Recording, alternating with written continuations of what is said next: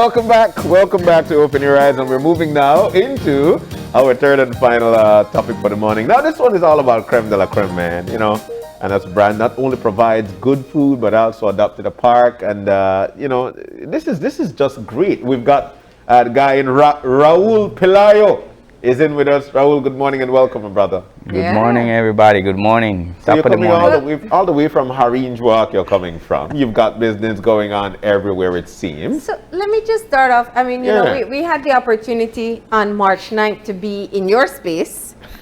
We used quite a bit of your activities, but it really did trigger something important about a Belizean brand turning into a franchise. And that is not something we get to see all the time. Yeah. So Raul, let's hear your story. You know, you started off with, I think, the booth here in front of KHMH. Mm-hmm. Yeah. And then from Princess How long Margaret ago was Drive, that? Yeah. I think that started off officially as Crème de la Crème about 4 years now. Okay.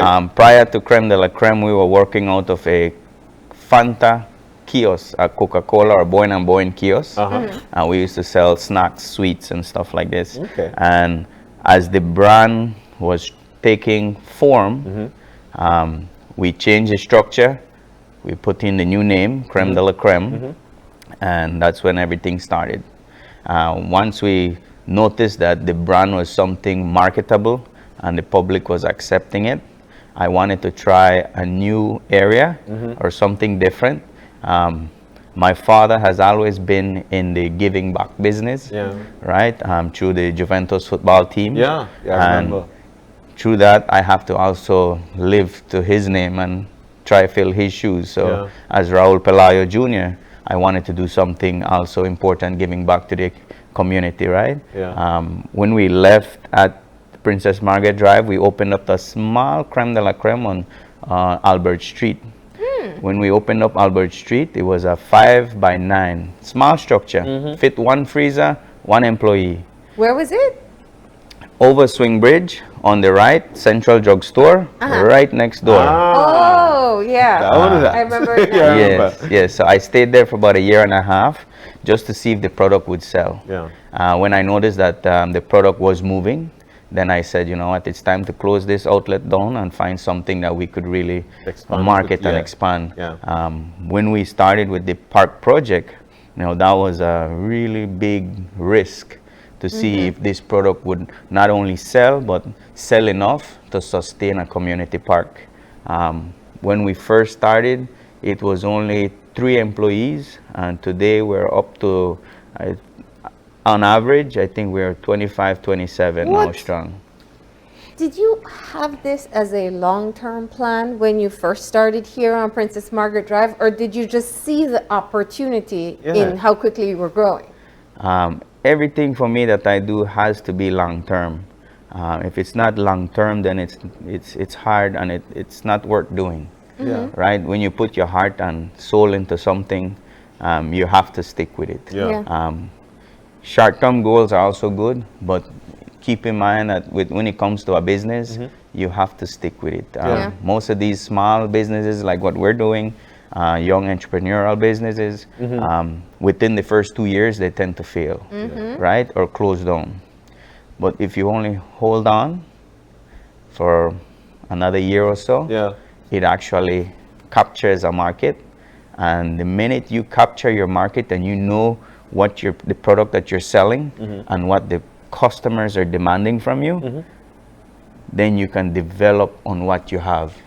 I can't imagine how many snack shop owners right now, and there are a lot of very popular ones, long lines, who are looking at you and saying, wow, you know, it is possible. What would be your, I mean, you talk about maintaining quality and kind of sticking with it, but how do you know when it's the right time to go from the popular snack shop to the franchise that you can get in multiple locations? What would you say as a word of advice? To be honest, figure out what you want to do as a young entrepreneur. Figure it out or find what you love. For example, if coffee is your thing every morning and you now stop buying coffees at the gas stations or wherever you can find a service station to purchase coffee, and you're making it at home, and your coffee is what you enjoy the way you prepare it at home. Yeah. Share it with your family and friends.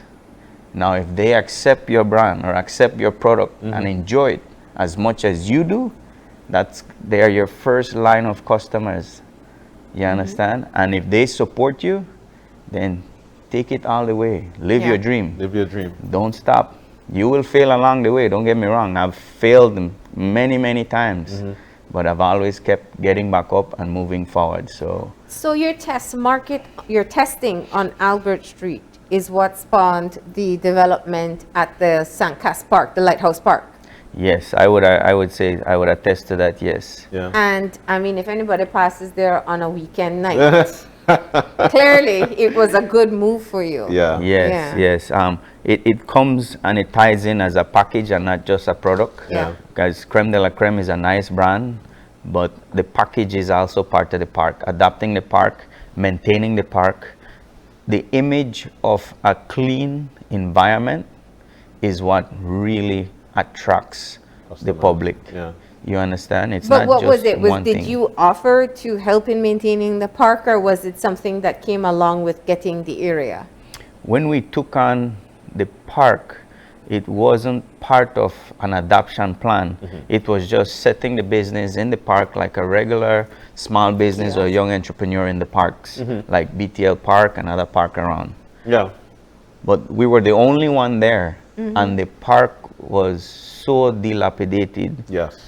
For me, I had to spend to beautify the park so it can attract the product I have, Yeah. bring more attention to the product. Yeah. And by doing that, man, it actually opened up So it the took idea and the possibility of this is something that could definitely work. Well, you know, one of the things about that park, you know, you pass there on a Sunday night, it used to be very dark, and, you know, especially the area where the children play. So just about what are some of the work that you've done in that park? Man, if I could start, hopefully pitches are here to help, because it's been 3 years in the making. When we started, there was hardly anything out there. Even the green grass you see was not available at the park. Yeah. Everything was dried up. The soil was hard. The kids' play set was non-existent. Yeah, Only 2 that's true. structures were standing up. Yeah. Nothing else was out there. So we literally fertilized the grass. We painted and cleaned up the whole area. Yeah. I didn't want to remove the old structures from the kids' play set.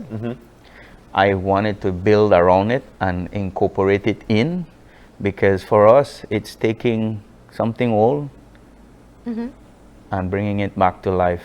Yeah. And so some people, as simple as it may sound, they have an attachment Yeah. to certain things. Even today at the park, people are saying, "What did you do with the animals?" Oh, I was about to ask that. But it was gone before you got It was there. gone before I got Yeah, there. Yes, yeah, it yeah, was yeah. long gone before Yeah. I got there. Yeah. But if it's in my power, and if it's in our budget, we would definitely bring it back. I think that Would be a would bring. great collaboration with like the IT vets that do some kind of cement work. Yeah. They maybe Yes. could do something like that. But I love to hear that. And when we were there, we saw the difference, and even just lighting up the walkway, which is beautiful at night. Yes. Yes. It gives a different ambience to the park. So going back to, moving to this location, that was a few years ago. How'd you manage through the pandemic? The pandemic was a tough year for us, I must say. So, for example, if you zoom on the popsicles we have on the display table here, we used to produce, I used to make the popsicles off these bins and put it in a regular freezer, right? And it would take me 4 days before I can sell 100 popsicles. Why? I prepare the mix, put it in the freezer. The next day I pull it back out, I put in the sticks, put it back in the freezers, and then the following day I pull it back out, I bag them, and then put it back in the freezer, and on the 4th day I can sell. But I had limited bins, so I was only selling 100 popsicles at a time. Now, for the COVID, just before the COVID hit, I had purchased a brand new equipment that can produce over 200 popsicles in 15 minutes. Sweet.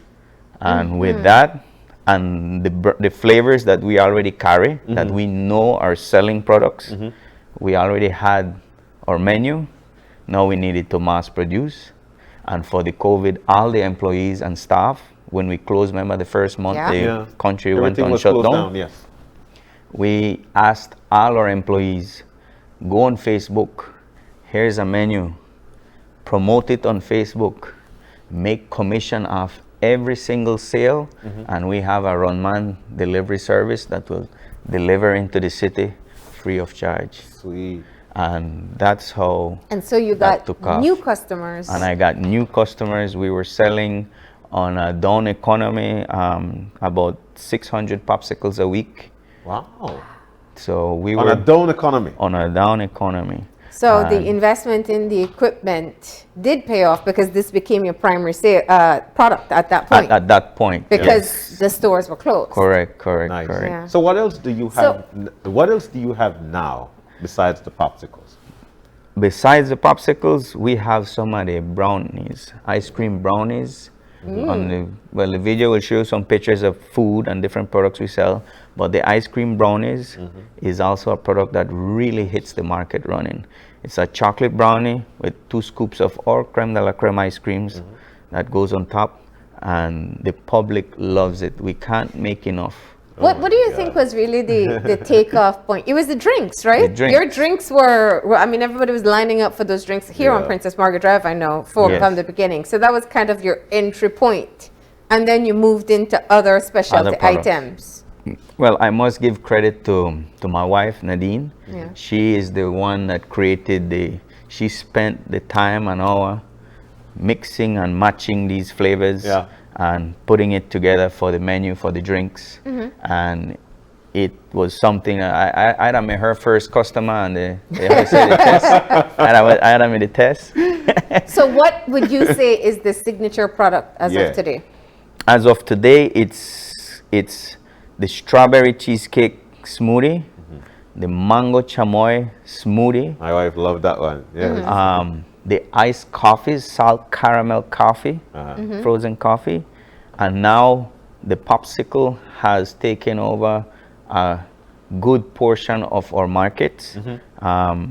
We now are selling more popsicles than we have ever sold. Wow. The manufacturing area of the popsicles used to be in a small area at 10 by 12, and now the plant is at 20 by 30. Sweet. With 5 freezers inside, all filled with thousands of popsicles that we have to produce and supply the city and other outlets. We have one store in Orange Walk that is selling our product, the De La Fuente Pharmacy in Orange Walk town, and they are also a popular brand of pharmacy, a chain pharmacy. Yes, sir. So we are teaming up with a lot of locals, and I'm trying to buy everything local. Due to the pandemic, it has driven me to go local and supply and support the locals, like the local community is supporting us. So somebody that can grate the coconuts, I'll buy from you locally. Somebody that can produce mangoes and sell it to me, don't clean, don't chop up everything, I'll buy those. I'll buy it, package. Soursop, don't peel, don't clean, I'll buy it. And I tend to buy more than I normally need, because you can freeze it because I freeze it and use it as I need it. So and the only reason I try to do it like this, because it encourages the young entrepreneur to say, you know what, if I can produce it, this guy will buy it. So what are some of the flavors? We have some here. The first flavor in front of me is the iced coffee. Oh. Next to it is the coconut. Beside that is the mango chamoy. There's a mango chamoy paletas. And then is it sweet or creamy? I mean, is it creamy or salty? No cream, a little salt. Okay. Marlene, don't want to. They want to see it. This is the mango chamoy paletas. That's a very popular mixture for people. Yes. Next to that is the peanut with peanut chunks in it. Yeah. The blue bubble gum. And this one is now one of the new hot-selling product. What is this? This is the Pina Pina Colada Colada. with cherries inside and a little spike, not much. Does it has alcohol? Yes. Oh, all right. So I'll hold this one. You know, like the rum and raisin ideal. Yeah. We also have ideals in our store. Yeah. Flavors, rum and raisin, sugar corn. Another popular flavor we carry in the ideals is strawberry and chocolate, like that for the kids Yeah. too. Yeah. Wow. What's the cost of a paleta? $3 Belize. $3. $3 Belize. And remember, you know, they're all with natural, homegrown flavors. All homegrown, all natural. That's right. Wow. No additives. It's not no flavoring per se. Natural flavor. Yes. So, I mean, this is just fascinating to hear your story. And I think that, you know, we feature a lot of small businesses, but I think showing examples of people who start off with one idea and grow it into something like this is, it's a lesson for all who are watching. And I understand now your franchise has officially gone into multiple districts. You are now opening in Orange Walk. Orange Walk. We are already in Orange Walk. September 11th, we opened Orange Walk. The casting for Orange Walk for staffing for the Orange Walk product, we had over 108 people that showed up. Wow. Just for I could have only employed 6 at the time. Okay. So. Oh man, that must have been tough. So there's a Yes. Crème de la Crème Belize PM City. Drive and in the seaside by the Bliss Lighthouse, and now there's a Crème de la Crème in Orange Walk. Correct. What's your next spot? Because I know you got eyes out there. Yes. We do have other invitations to go other districts. We have already selected another park in another district. That's nice. I won't give out which district yet, but definitely we will be in another district. Okay. But for now, we are more focused on both parks. My goal for this year, I've told my staff and my team, without you guys, we would never come this far. Indeed. Before I go to what's coming next, I must give credit to the staff. Yeah. The frontline personnel that are in the store making the smoothies and the shakes. It takes a lot of dedication, quality control, and patience to keep focus, because when the orders start piling in, it takes time to not to make a mistake. And so I must give credit to Belize City first, because Belize City, the team of Belize City over the past 3 years has been hardworking, dedicated. Some of our employees from Belize City, once they come with us, I tell them, look, all I want is a year. If you give me a year, I am happy. If you're coming for a month or 2, don't waste my time. Because I won't waste your time. You know, what we're doing is building a brand that will make a difference in a community. So come, join the team for a year and learn from us. I teach them not only to make the smoothies or sell the product. The goal is for them to learn the inventory, the check and balance, how to manage and operate a young business or a small business that in the end, if they decide that this is something that they want to do, we are here to encourage them to do the same. This guy. We have employees that have left and moved to either different businesses or government offices, and this is their entry-level jobs with us. So they learn the discipline of dress code, coming to work on time, working as a team, and being proactive. Very, very good ethics. I must give credit. Recently, I have a young lady that just left this weekend that passed, and she moved on to a government office, Ms. Jaslyn. So if she's listening, you know, Jaslyn, I give you credit, because she did really good for us. She's one of our star players, and when she checked out to move on to bigger and better things, I was happy supporting her. Yes, and then they look back and they give me credit. Say, you know, Mr. Raul, I don't think I'll meet another boss like you, man. But that's what we do. Miss Kerry, also was with us. She moved on to bigger and better things. Yeah. And the list goes And that on. can be a hope for them. And I think that will keep them dedicated to Yes. working with you. Yeah. Yes. This is, yes. so we have to say congratulations, I think, in being able to establish a brand and now a franchise, 3 locations, and paletas available in multiple locations right now. Yeah, not so soft paletas too. Not Got so soft soft. paletas, not so soft paletas, and I'm Yes. talking about the flavors here. Yes, All right. yes, Nice. yes, but they're Raul, good. You are an inspiration, my brother, and we could only wish you all the very best. All right, and thank you for joining us this morning, coming all the way from Harinjua to join us this morning. Wishing you well. Thank you very much. Give credit to my Arinjoa crew, because without my Arinjoa crew, we wouldn't have accomplished what we're doing now in Arinjoa. All right. All right. All right. Thank you so very much. We're about to take our final break in the morning. When we come back, we'll be wrapping things up. And the Pina Colada still. You stay with us. We'll be back.